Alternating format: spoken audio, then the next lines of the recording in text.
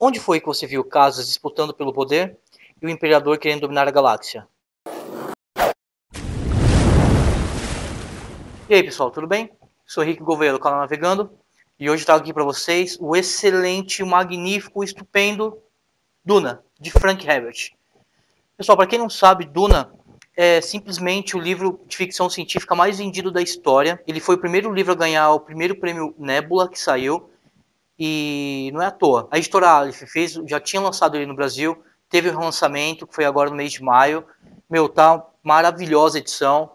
Capa dura, tá gigantesco, tem mapa, tem glossário, tem apêndices. Para quem conhece os livros do Senhor dos Anéis, por exemplo, o que eu tenho na Martins Fontes, no final tem alguns apêndices, no final do Retorno do Rei, contando com a árvore genealógica, alguns meio que glossários, sabe, algumas coisas assim. O Duna também tem apêndices bem semelhantes. Ele tem apêndices que explicam a ecologia, a religião, a política, e tem um glossário que ele engloba todos os termos, que não são poucos, que são apresentados durante todo o livro. E eu acho que assim como Laranja Mecânica, também da Aleph, eu acho que vale a pena você, quando estiver lendo, acompanhar o glossário junto para não perder nada, que às vezes você tenta deixar passar para não interromper a leitura, mas eu acho que vale a pena porque enriquece mais a leitura. E eles fazem não só no glossário explicações de termos, mas também amarram alguns períodos de tempo e tudo em que certos fatos aconteceram. Eu acho que isso engrandece a leitura. Esse é o livro mais importante do autor Frank Herbert. Ele lançou algumas continuações depois, na verdade são 5 continuações. Depois o filho dele, assim como o filho do Tolkien, acabou também mexendo nos arquivos, nos papéis, para continuar trazendo continuações. Mas a obra definitiva do autor é esse daqui, Duna, esse volume. Aqui no finalzinho nós temos 2 declarações de pessoas que são um pouco influentes no seu meio. Tem um cara que diz assim: Duna é o melhor dos grandes romances de ficção científica e o que mais se manteve relevante. Esse cara acho que nem ouviu falar, é chamado Neil Gaiman. Escreveu uma coisinha ou outra por aí. E tem um cara também da ficção científica que fala só isso. Não conheço nada que se compare a este livro, a não ser O Senhor dos Anéis. Arthur C. Clarke.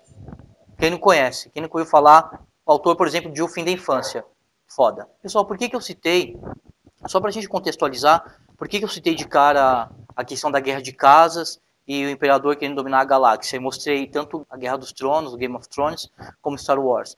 Porque ambos os autores têm uma certa inspiração aqui em Duna, porque Duna nós temos um império que está estabelecido na galáxia e nós temos casas que controlam certos feudos. Então, cada casa, cada família, nós temos, por exemplo, a casa Harkonnen, nós temos a casa Atreides, que é do protagonista, nós temos a casa Corino, e elas controlam certos feudos no espaço, onde cada um é responsável por algum tipo de planeta, algum tipo de matéria-prima que é extraída, e o tipo de comércio entre eles.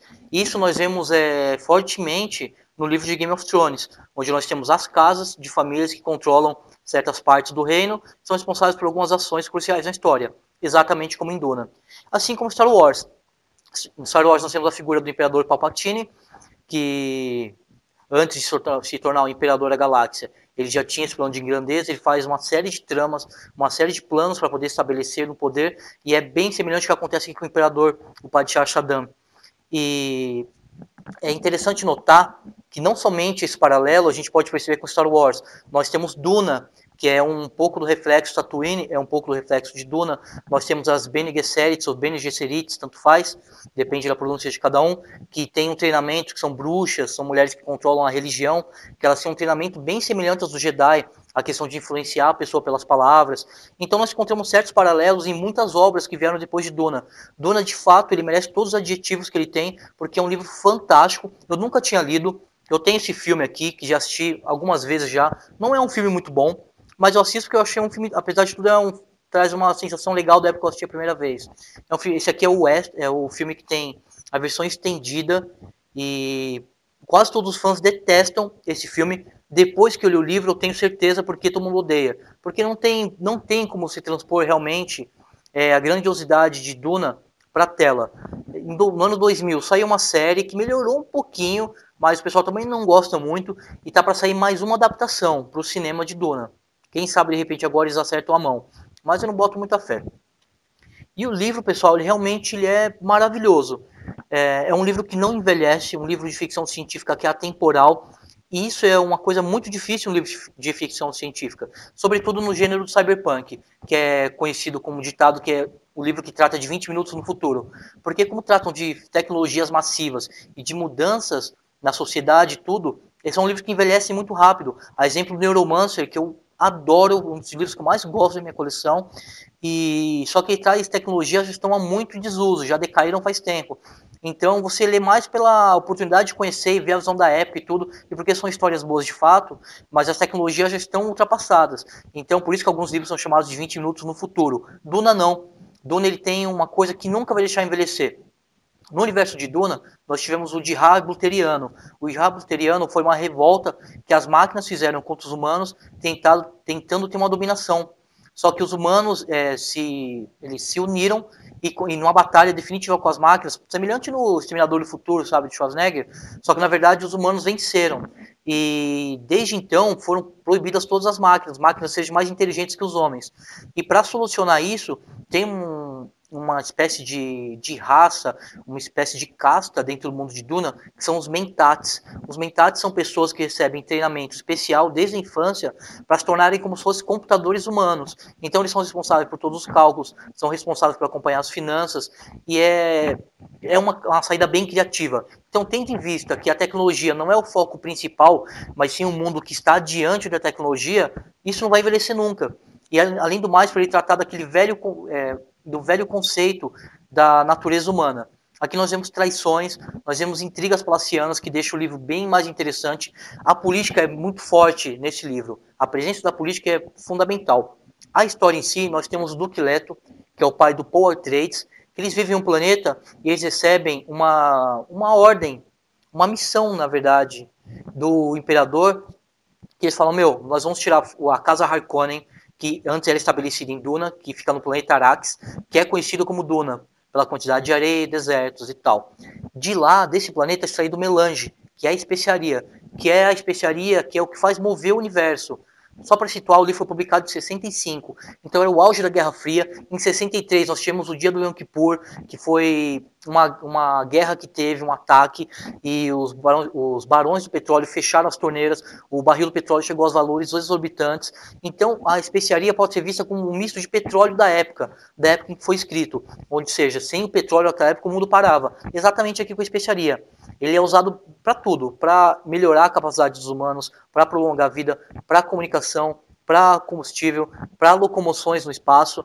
Então a especiaria tem um fator fundamental. E ela só é produzida no planeta Duna. Só é produzida, na verdade, no planeta Arrakis, que é conhecido como Duna. E os Atreides são incumbidos pelo Imperador a assumir a produção do melange e tomar conta do planeta. Só que o Imperador tinha em mente com isso.